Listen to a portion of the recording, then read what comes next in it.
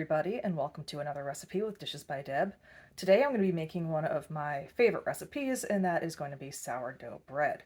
Now, this is going to be a longer recipe. It does take 2 days for this to be ready, but it isn't really all that hard. It sounds complicated, but it really isn't.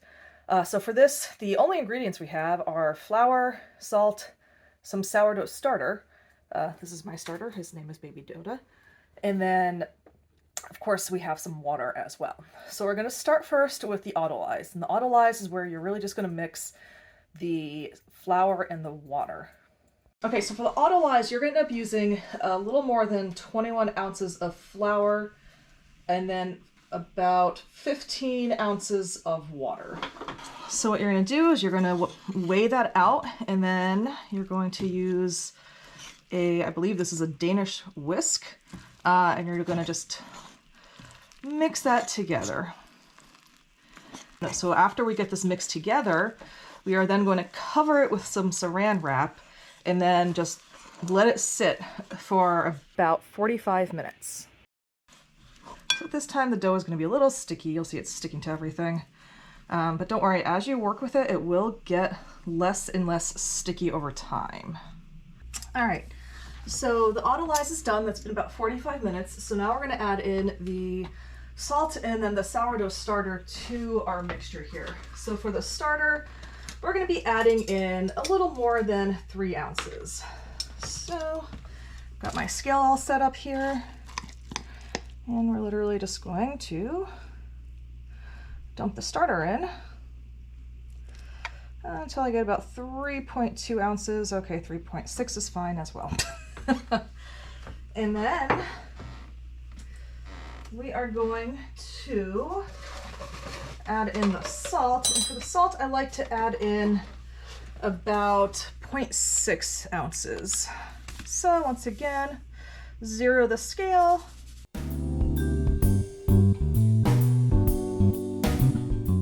All right, salt has been added. All right, so now that the ingredients have been added, we're gonna move over to the other counter and get this mixed up. All right. So one thing that's helpful to do before you start getting this mixed up with your hands is to actually get your hands a little damp. The dampness will actually help keep the dough from sticking to you. And so what I do here once I first mix it up is I just kind of roll it to combine it before I start doing the stretch and folds. So with the stretch and folds, it is exactly as it sounds. So you're going to take the dough, you're going to stretch it and fold it. Turn it 90 degrees, do similar, stretch it, and fold it. So all of this is going to help start to develop the gluten strength of the dough. So we're going to do this again, another stretch and fold, stretch and fold. And you'll see as you get further into it, the easier it will be, the less watery, the less sticky.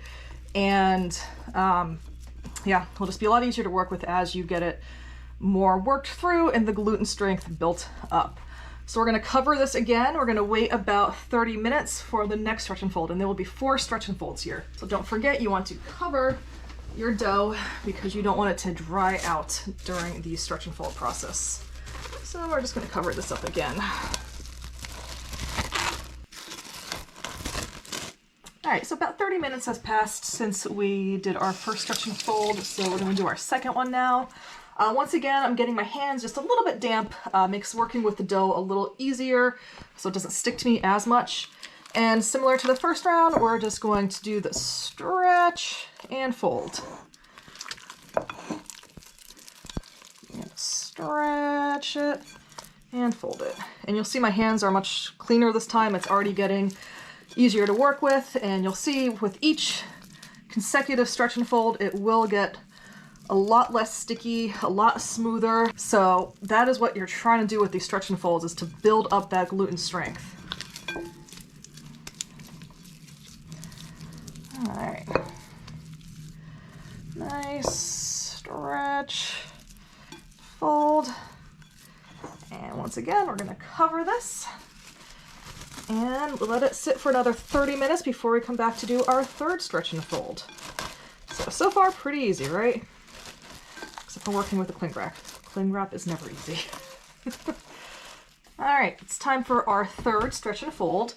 So once again, getting my hands a little damp before I start working with the dough. This will help keep the dough from sticking to me. And similar to the last two, you literally just stretch and fold.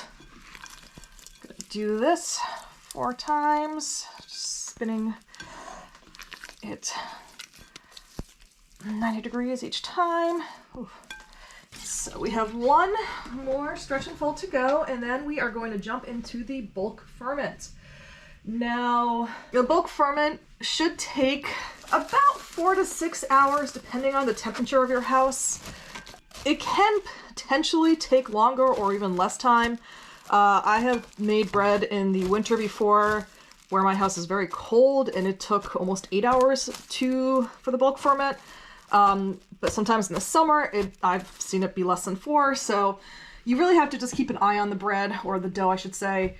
And, you know, really once it starts to about double in size, then you know it's done, and you're done with the bulk ferment at that point. All right, so we're down to our last stretch and fold. This is number 4. So once again, I got my hands a little bit damp before getting started. And once again, I'm just gonna stretch it and fold it.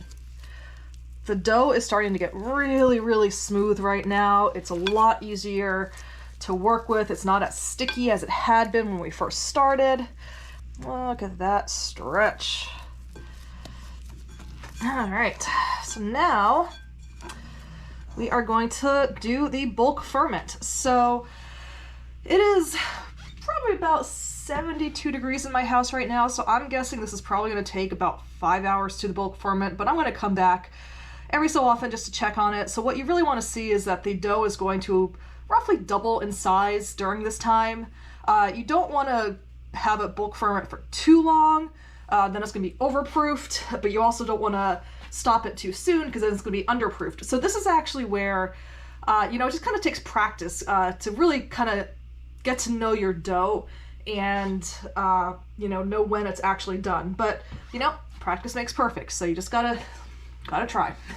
And once again, I will be putting the cling wrap on top to cover it during the bulk ferment so the dough does not dry out.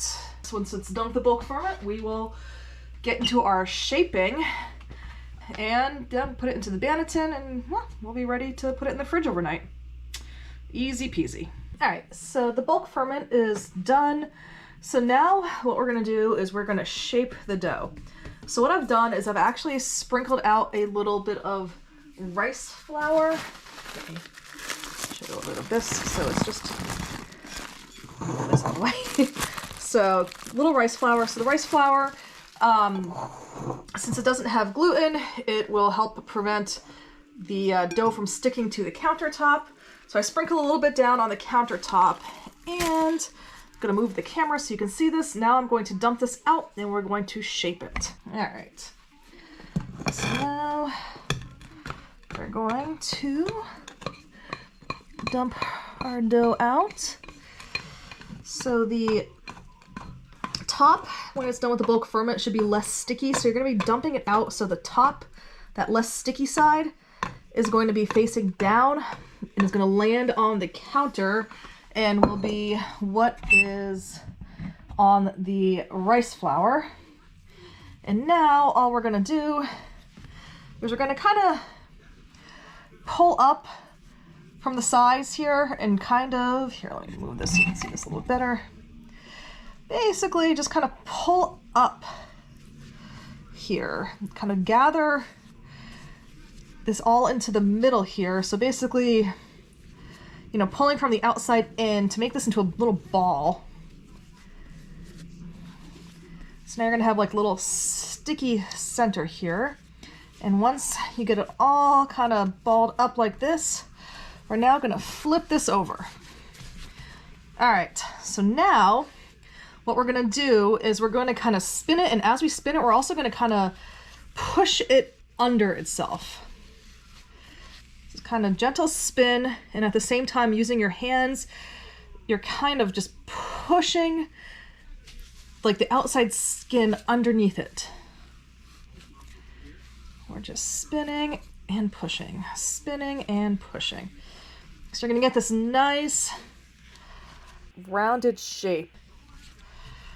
It's gonna be really beautiful. You're gonna start seeing some bubbles coming up to the surface. You can see little bubbles here. It's normal. You get a really big bubble, you can pop it so it doesn't ruin the appearance of your bread, although it's not a huge deal if you get them.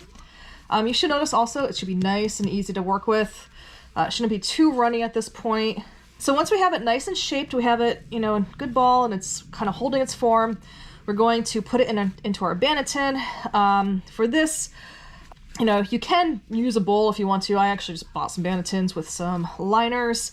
But one thing you do want to do is you want to sprinkle some rice flour in there to keep it like kind of non-stick. So I have some rice flour in here already. So when you're ready, you will take your shaped dough and then flip it upside down and put it into the banneton. And now you want to put a cover on it because it's going into the fridge and you don't want to dry out.